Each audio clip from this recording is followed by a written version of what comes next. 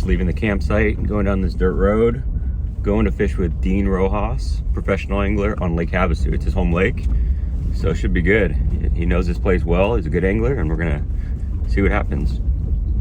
So for me, starting early on, I lived in San Diego and fished for in those little lakes down there, and I always wanted to be a bass pro, obviously, but those lakes just they're not conducive for what I needed to do to get prepared to go on the tour. So I decided to move out here. My wife and I, Renee, we moved out here to Lake Havasu in 1997, and I felt at the time it was the best training ground for me to get ready to fish, rivers and lakes and shallow water, deep water, and just strengthen my techniques that I was going to need fishing throughout the country. And it turned out to be a blessing for me because I learned how to do a lot of different things that I could never learn in San Diego. Where I'm here now, I can do anything I want. I can flip or pitch or throw cranks, or drop shot, do any kind of this. But this is where I developed how to use the frog as well. So you see all the toolies in the background.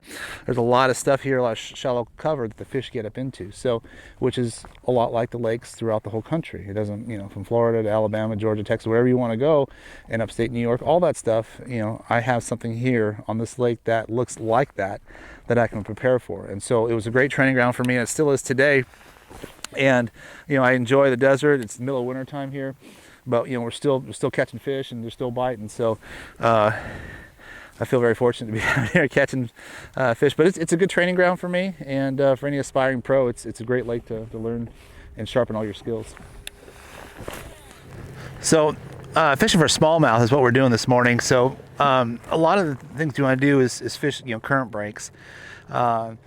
Here on Havasu, a lot of the smallmouth, they migrate up the river. A good portion of them, not all of them, stay in the lake too, but it's a good portion that comes up. So they like getting in and around the rocky points, the eddies and so forth, and off the drops. So, keying in on stuff where you hit points or little eddies or little spots up in the main current, you can catch them really good, really quickly too. So, but the water's cold, so you kind of got to slow it down a little bit, and they don't want to really fight the current, so you got to, fish the eddies and so forth. So, but it's a good tip that you can use, throughout the country. It's just current breaks, because smallmouth love to have current around them. So, but here on Havasu, they really get on those little rocky points.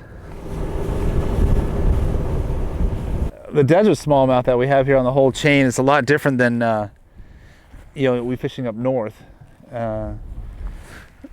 Only because for so long we don't have the food source, a lot of it in the cover. So what we have here, the fish tend to move a lot, so they don't group up. Sometimes they will, but very rarely. So you're just fishing, spots, and it's just a matter of just covering the water, and eventually you're going to run into them. It's very difficult to pattern them, going into a tournament here, unless you have a tremendous amount of spots and the confidence to know that you're going to roll up, and throughout the day you're going to roll up on 5 points, and you're going to catch you're going to catch 5 or 6 or 7 throughout the day.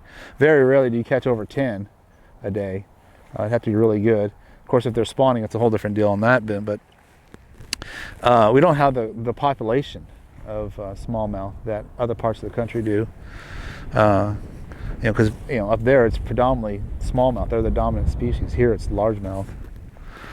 So, but a mixed bag is always fun catching them. It's hard to rely on them because they're always moving and their moods change very quickly.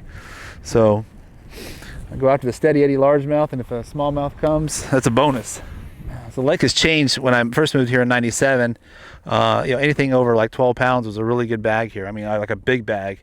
Mostly, guys would catch a couple, or 7 or 8 pounds or something like that. It was not very good.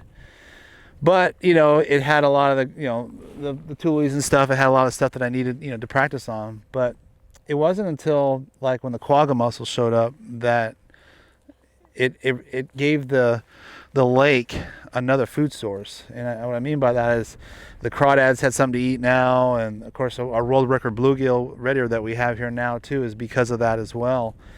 And it's also, when you have more bait fish, more life, another food chain, the fish get bigger, and that's exactly what happened. So we had a spike, and then the introduction, however that came about, the smallmouth came into the lake, And that whole thing changed, you know, the dynamic of it as well. So now you could have a mixed bag where it was just, you know, you would just catch largemouth. So now the smallmouth play a factor, you know, in some of the events.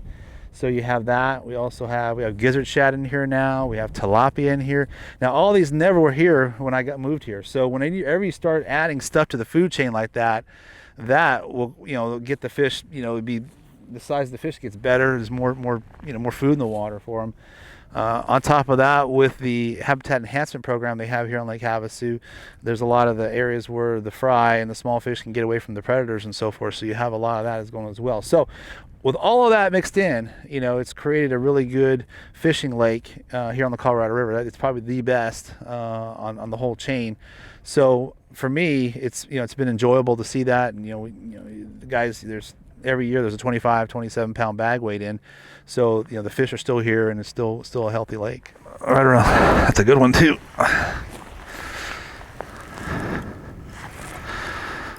That's a good largemouth. Look at that one. Yeah, buddy.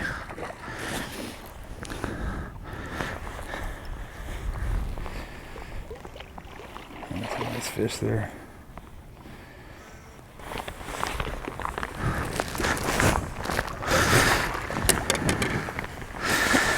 There you go. Nice. Havasu winter bass. Now that guy right there was a little bit, I didn't feel a tick. I picked up and it was heavy.